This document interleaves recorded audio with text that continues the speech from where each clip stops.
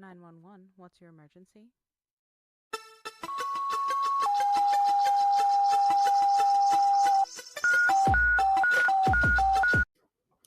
The following content is graphic, emotional, and includes dark humor that may not be suitable for all listeners. Discretion is advised.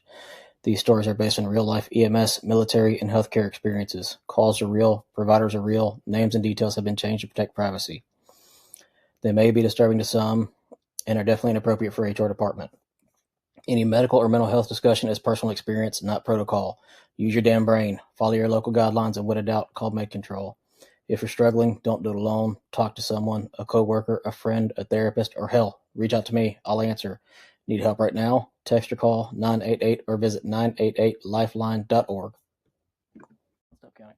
All right, welcome back to Dispatch Dysfunctional. This one feels a little bit different, not because we're walking through one awful call, not because there's blood, sirens, smoke, gunshots, wreckage, or somebody naked in a doorway making everybody question their own life choices. Been there, done that before. Anyways, this one is quieter, and honestly, that might make it more dangerous. Today, we're talking about the dependable ones, the ones we all lean on, the ones who cover the shift, finish the reports, check on the crews, calm the families, fix the schedules, so on and so forth. Not because anybody officially handed it to them, but because they saw it sitting there and they had to do it. If you work EMS, fire, dispatch, law enforcement, anything first responder wise, a lot of us are going to feel this today. Today, my guest is Dr. Natalie Luke. She studies why the most capable people in any system end up carrying what the system never defined. But before we get into any of that good stuff, Dr. Luke, could you introduce yourself without any titles and just tell everybody, who you are, what made you say yes to this conversation? Hi, well, I'm Natalie Luke, and I am a person that is really dedicated to understanding myself, but also understanding other people and making systems, organizations really flow well. That is just my passion. And I said yes to this conversation because exactly what you said, there are so many people that just need to pick up the things that they see sitting there because they're like me. They just can't leave it sitting there. And they feel like, hey, let's pick it up. And then eventually feel worn out and maybe abused. I think that's an understatement on that one. I really do. Um, so you said first responders already know that this is in our bones, this is in our blood. Um, they just don't always have a language. We don't always have a language for it, and that's kind of a downside of things. And you said something on your form that maybe pretty much the whole damn episode. The ability to handle anything gets mistaken for the ability to carry everything indefinitely. And Yes. that sums up first response in a nutshell. That's all of us are dependable. We have to be. If we're not, we fail the people we're trying to serve. We cannot do what needs to be done. So let's just start there, shall we? When did you realize being able to handle something doesn't mean you're meant to actually carry it all? Yeah. Um, So before we go there, and I definitely will, I definitely want to go there. I have to remember there was a party that I was at. We were playing euchre, and I really don't know what I'm doing when I play euchre. I have to say that. I don't know if anybody, it's got a lot of strategy, and I was playing with my husband, so I was a little bit more stressed out because my husband's like, he knows what he's doing and I don't. And so if I put the wrong hand, it's like death stare, and I can recognize this death stare even if he's not even looking at me. And we were at this party, and it was held by a pharmaceutical rep. So she had a lot of different physicians at this party, very sharp people. But these were different, there were all different sorts of physicians. There were physicians that were in primary care, physicians that were specialists like urologists, but there were also urologists that were there. I'm sorry, emergency physicians that were there, I got what you mean. physicians that worked in the emergency room.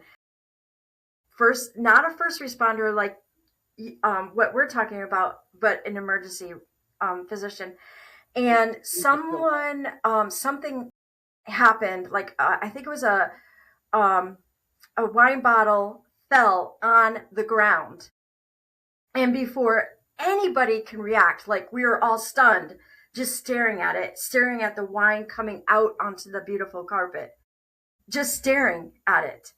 And the before you even knew it, before anything can ever register, here comes the emergency room doc, right on it, paper towels, fixing it up, mopping it up. I'm like, my gosh, how did that person react so fast? And it was just part of their response. This is also typical of us people that just respond so fast because we can't see something sitting there. I first recognized this when in 2023, March 14th of 2023, Pi Day, wait a minute. Okay, hold on. We gotta talk about what that. 314th. Oh, okay. Duh. 3.14. Duh. Okay. Well, that's why I remember it so crispy because, like, my daughter was in high school and they celebrate Pi Day, and I'm like, oh, okay. And I had this huge project that was I was in charge of at work. We were writing 15 peer-reviewed papers. Our goal was to write 15 peer-reviewed papers within 1 year. I was Yes, and typically a professor writes one or two. I was super excited about it, but a lot very tense about it. As long as I can get the information in and I had the team coordinated, I knew I could do this. And I am a virtual worker, so I work outside of my office, which is great because that means I don't have to travel to work, gives me more time. And I hear a thump in the garage and a psh, and I come out of my office and I look at the door and there's fire coming in from the garage. And my husband was home at the time. I'm like, oh my gosh, there's a fire in the garage. He opens the door, starts putting it out with the extinguisher, and that's not going to work. It didn't work. All I had time to do was all I heard was call the fire department. So I grab my phone, get the dog to chase me outside the door, call the fire department. It was cold outside. It was like 20 degrees. Did not have enough time to put on my shoes. Did not have enough time to grab the coats. And that was it. It was like, now I have 15 papers on me. The smoke is engulfing the house. So we had to basically the fire department was great. They put it out really quick. The bones of the house were, nothing came down, but the smoke engulfed the house. So that meant down to the 2x4s. That was it. And all I had was the clothes on my back. That was it. And so now, not only do I have to manage these 15 papers, or let me say, get to manage, but now it's the house and rebuilding the house. And at that point, there was no keeping up. We usually did 5 papers at a time and would wrap it up. I couldn't keep track of the details. I couldn't keep track of the details of what had to happen in the house. And that's when I learned, man, there's got to be a different way to lead this organization. I did not land on the floor, like looking up, saying burned out and saying what happened. I knew that if I didn't figure out a different way, I would be burned out. Yeah. And I think that's honestly how a lot of us in the field are as well. I'm glad to hear they save the bones of the house and wherever they get there, in a quick manner, and that's awesome. A lot of times that doesn't happen. I'm glad there was no injuries. Um, No, Again, yeah, I've worked numerous fire scenes to where we've had injuries and we've had deaths, and it's amazing to see how many people don't know what to do in those situations. Um, but the stress that you were actually involved in on that as well. On top of that, and then I can imagine the rebuilding and the cleanup and insurance, and I can only imagine that helped escalate your stress to the 10th degree. Um, and that does cause a lot of burnout, as overstress, overstimulation, and that's again, I'm glad you got out. I really am. Thank you. And I would say that the company that I worked for was fantastic. They recognized the stress that I was going to be under, and they gave me the support that I needed to survive. Even with all of that support, I still needed to recognize, hey, man, I got to lead in a different way. And that's like you said, like I said earlier, is in the beginning you said, the dependable ones, who are always in charge, who are always taking care of things. We sometimes feel that weight on our shoulders to where if we don't do it, it's not going to get done. And that's not always true, but sometimes it is. And in that situation, like you said, your company was behind you. Your, I'm sure your coworkers were helping you. I'm sure your husband was helping you. So that's a plus. A lot of the times, you know, people don't get a true backbone or support system in the end, and that causes a lot more of an issue. And I've noticed it a lot myself. Right. And I'm thankful for the support of my husband. I will also say the support of the insurance company. The insurance company was phenomenal. They were on it, they were with us. They made sure that, that night we had a place to stay. We had food in our bellies, a roof over our head, not in our mouth, but in our head. We had a place to stay for the year until all of it sorted out, until the house was rebuilt and we were able to be in. So that was also um, helpful. But in the end, it was as horrible as it was, and it was horrible. There was such a great blessing because I learned a heck of a lot about myself. Assuming that I always had to be the one to jump in and solve the issue, what I learned is that I didn't.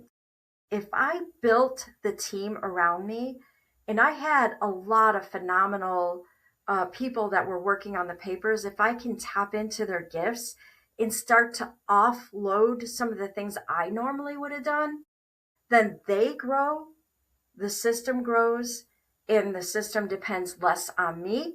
And I start to teach them how to expand, and the whole team benefited at one time. I wish more leadership would see it that way. I think that's what gets a lot of first response leaderships in, boiling water or a bunch of the bullshit they deal with, because they don't understand they can help teach the people beneath them, or I wouldn't really say beneath them, but to help their employees or their workers. Hey, look, if you help me with this, I can help you learn this, or instead of micromanaging, actually help your team grow. Which would, if your team can grow in the end, it becomes such a better system. The entire workforce would be so much better. Um, Yeah. And so and here's the thing, as a leader, though, I had to face my own discomfort. And this is where it's really critical for us leaders to look internal. As I saw my team get stronger, get better, I saw certain team members doing part of my job way better than I did. They were more talented. And I saw my own insecurity. And I was tempted when I saw my insecurity to put that person down, put them in their place. And I had to really step out of myself and notice that and come to grips with it, and to realize, okay, what does it mean for this person to be better at something than I ever was or could be? And that's when I started to think about, well, what does that mean? Well, that means I can grow in this way, or I can grow in that way, instead of just sitting in that, I would say, insecurity. I actually worked with a company that the the boss got quite upset with me at first, um, because I was doing things that he couldn't do, And in the end, like you said, he overcame the insecurities, um, and he actually started calling me to do uh, certain jobs, such as I was offshore working, and he wanted me to start doing the mobilizations, demobilizations, help train the medics offshore while he did all the administrative duties. And like you said, trying to overcome the insecurities in a leadership role is a tremendous feat. And if you are actually able to look at yourself and delve into the reason on why you have the insecurities, and you could possibly alleviate them from helping your team grow while helping you grow to where you can make things so much better in the end for everybody, and that's the biggest thing. Well, in part, what I discovered for myself is that my identity was in that role. My identity was in that thing that I was doing. And I had to reassess, what am I? Who am I? Who am I to this organization? Am I still of value?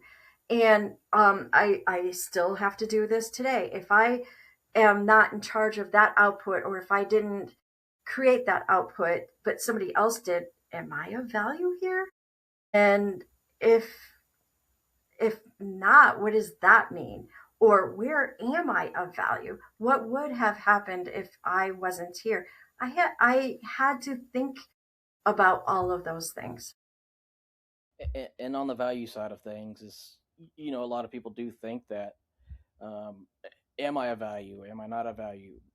But if you actually break it down, you're always a value. If there's one less man or woman on the team, that team is in a detrimental position due to the fact of they either lost somebody or that person is gone.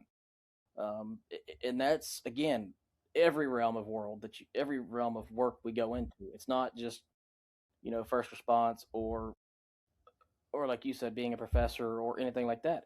It's everywhere. If you lose one team member, that one team member creates such a snowball effect in the end that you may not be able to come back from it. Yeah.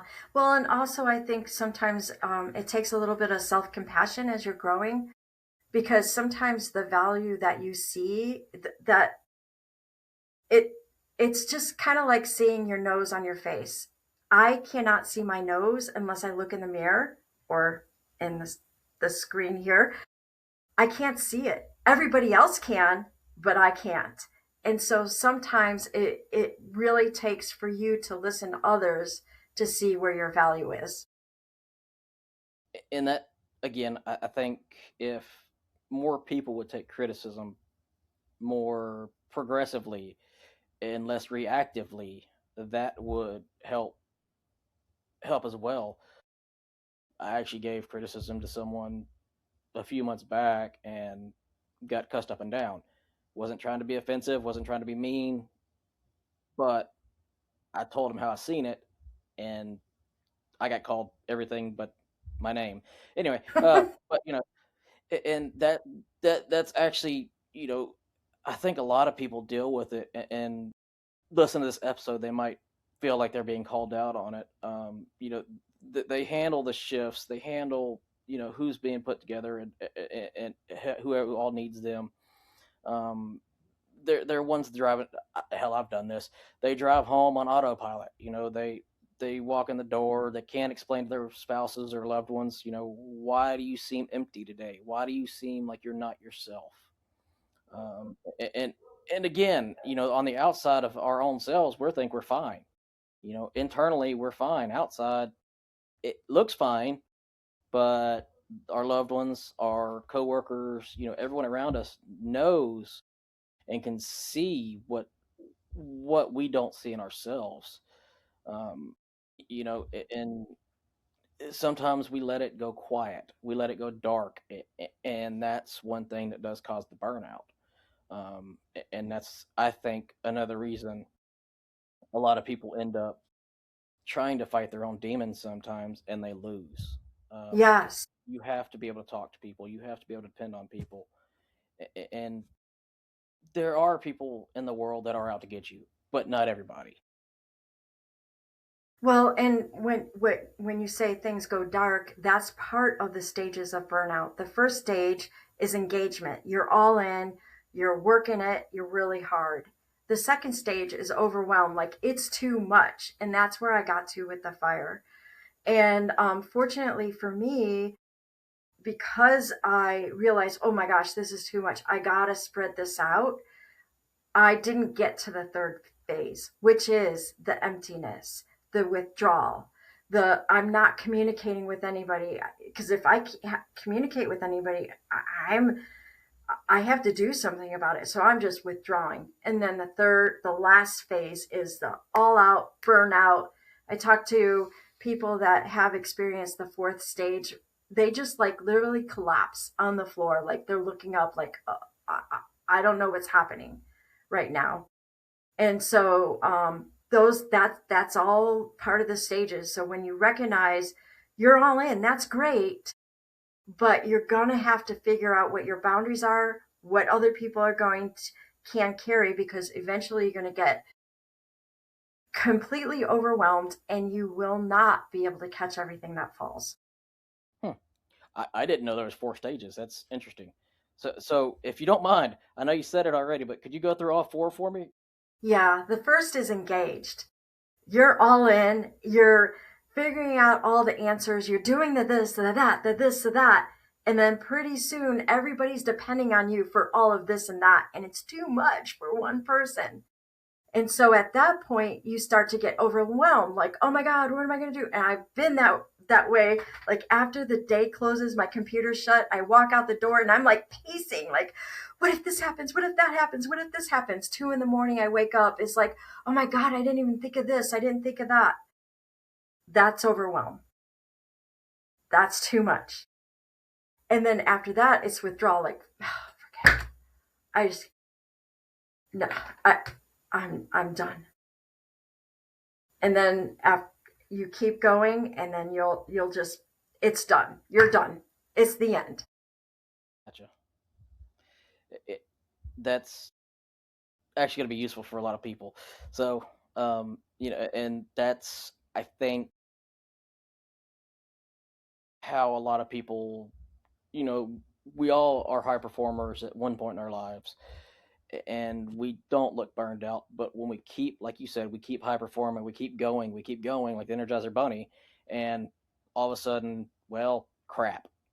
And like you said, that's burned out. That's when you need to find out what's going on, what is causing this. So I guess on my question on that one is, how would you start to question yourself and find the proper answers on that? Yeah, so this is where I have a responsibility notebook to kind of help you with this. And what I did was I put in different types of scenarios of how you would apply it.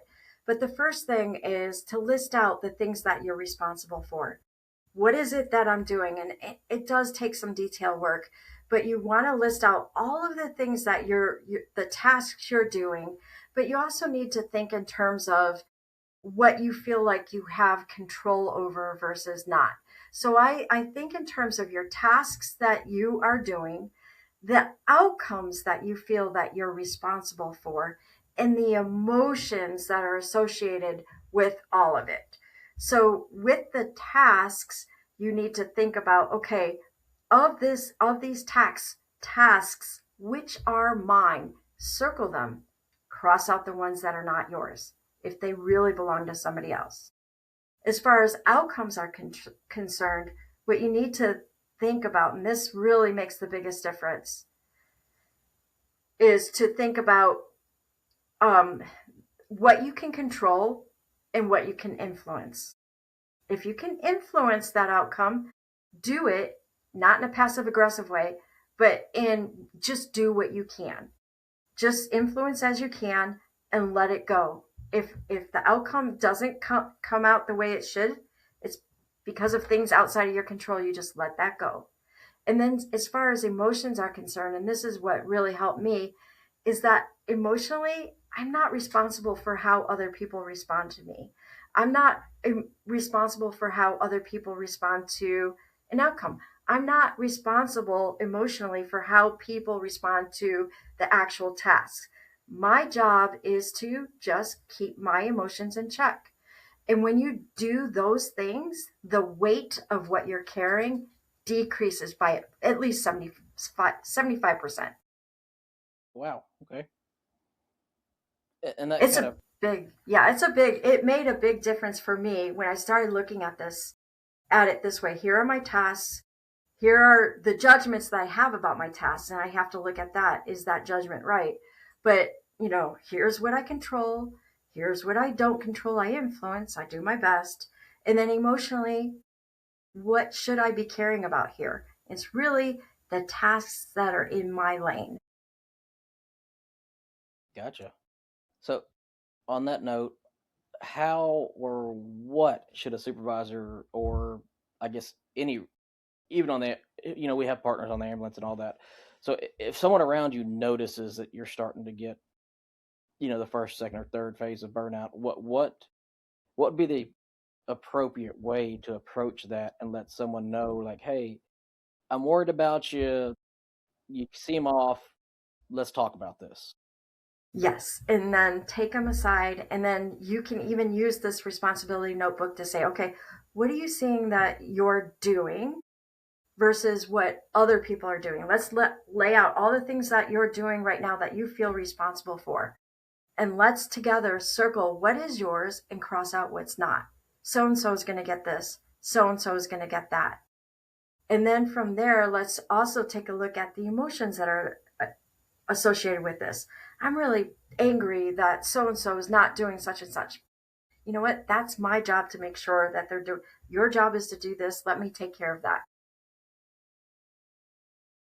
And I noticed on your form as well, you said something about a human price tag. Can you explain that to me?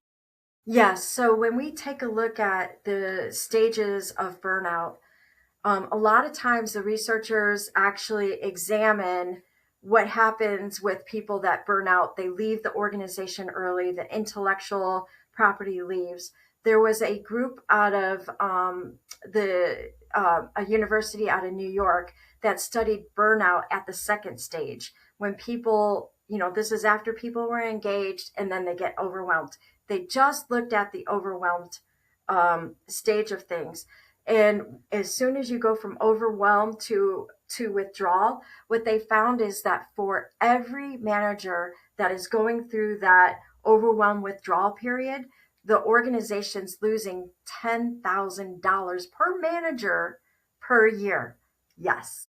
And that's due to time off. That's due to lack of productivity, all of those things. And for an executive who is burned out, that price tag goes to 20,000.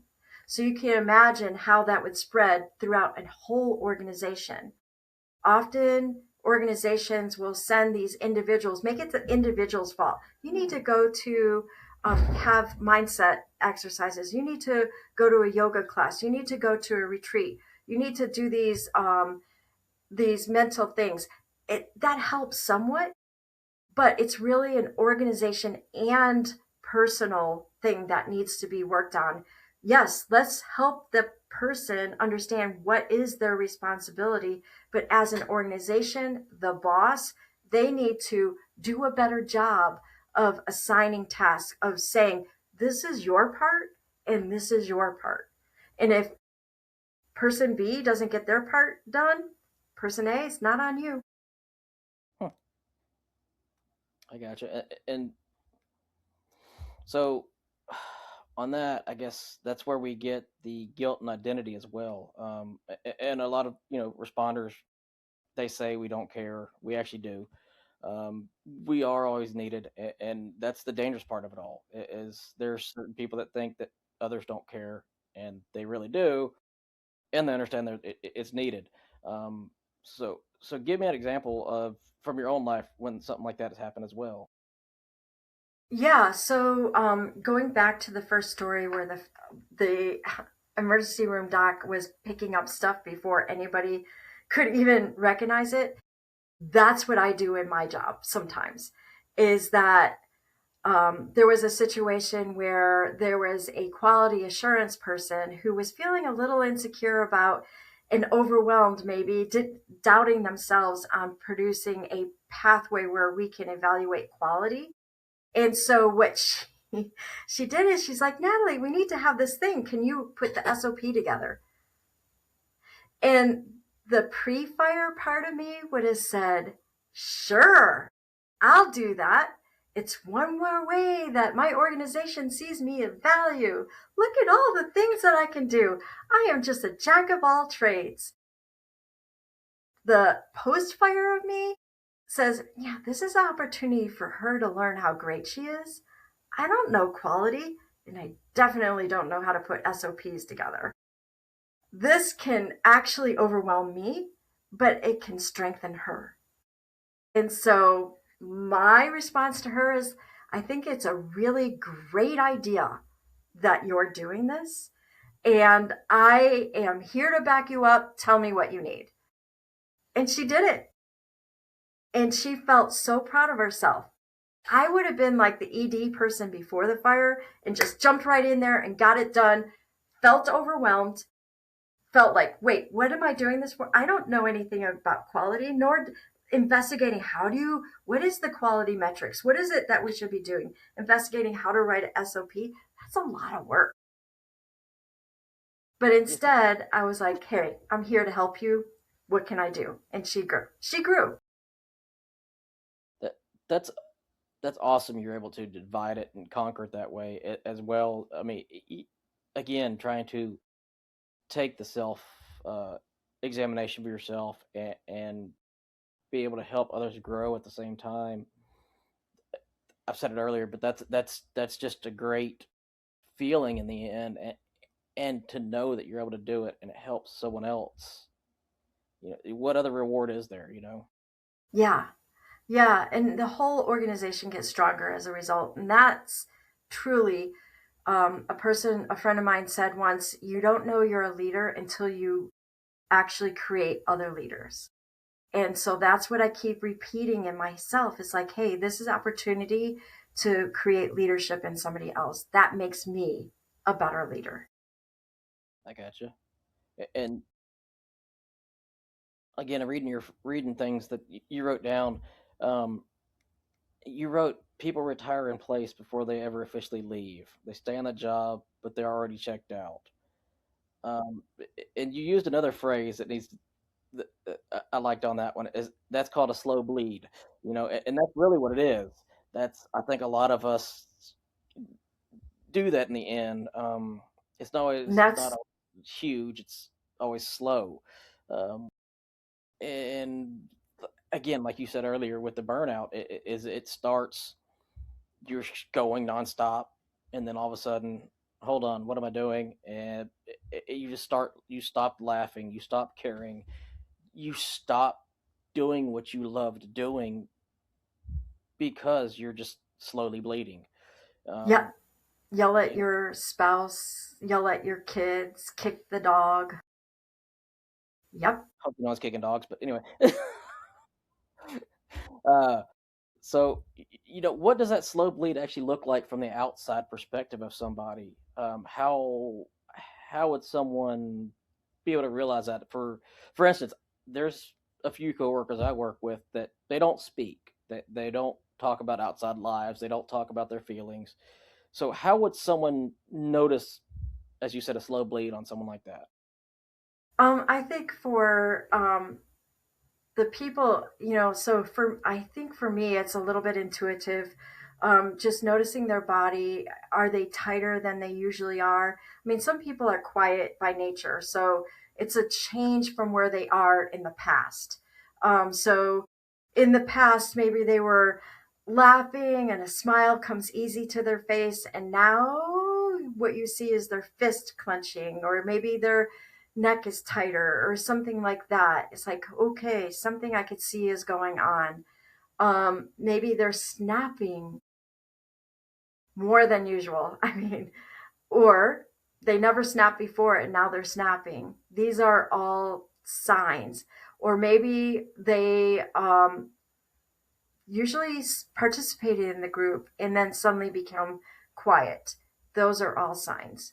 So, as a leader, really knowing your people, and knowing how their usual normal tendencies are and seeing that change. I like it. And I know a lot of people are going to use excuses. Oh, I didn't sleep well, or oh, this, oh, that. Yes, I get it. That's an off chance, and that's the danger of thinking there's nothing wrong with you when someone else notices it is. You're gonna make the excuses. You're gonna still be productive. You're still gonna do all this, but at the same time, there's something wrong that you need to fix.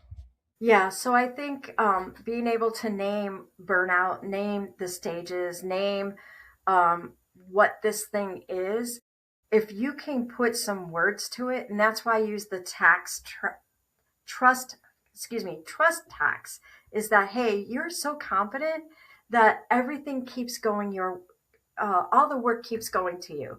And so we trust you. And the more we trust you, the more work we layer on you. And I'm really worried that we've layered on too much. You have gotten more of that tax. And so if you can name some things and identify maybe the four stages of the burnout, maybe they don't recognize it when you say it, but you've planted a seed so that when you check in the next time, they can say, hey, let's talk. Hmm, I like it. And you know, I think a lot of us don't know it. Again, I'm not sure. I can't attest to any other field but what I work in. I know in our field we take our work home with us a lot. We don't mean to, um, and there's that proverbial switch, if you will, that some of us just can't turn off. Um, and I think that helps build to this as well. And I think that causes a lot more issues in relationships and in home lives, and Yeah, I can imagine. I'm not a first responder, so I don't know. My mom did work in the ER as a physician and also a nurse. So I know that she had that. Um, the only thing I can really say, because I don't have the primary experience with that, is just like really knowing your body and knowing where you're tense, and then recognizing that tension and intense. And in addition to doing the layered work that I'm talking about, recognizing what belongs to me, what doesn't, and then knowing your system and trying to get your nervous system down, I think is the best antidote. I gotcha. And uh, I think also on that, it comes down to, you have to own it yourself. You have to be able to define what's going on. You have to attest to yourself and again, just own it. Even at the smallest level of it, you have to do it, or you're going to fail. Um, so I guess when you're doing that, if if we're Sorry, it's okay. Sounds like a puppy dog. my dog. So it's not just us who responds to the calls; it's the ones who owns what happens after it. And that's huge for us in first response. We're pretty damn good at assigning the call to, medics, engines, officers, dispatch. Um, but after the calls, that's when it gets messy. Who owns the debriefs? Who owns the check-ins for everybody? Should it be management? Should it be? I know we have ICS in place. People don't get me on that one. But we have incident command. We have all that. But at the same time, should it only be incident command that is taking care of these people, or should it be ourselves taking care of each other?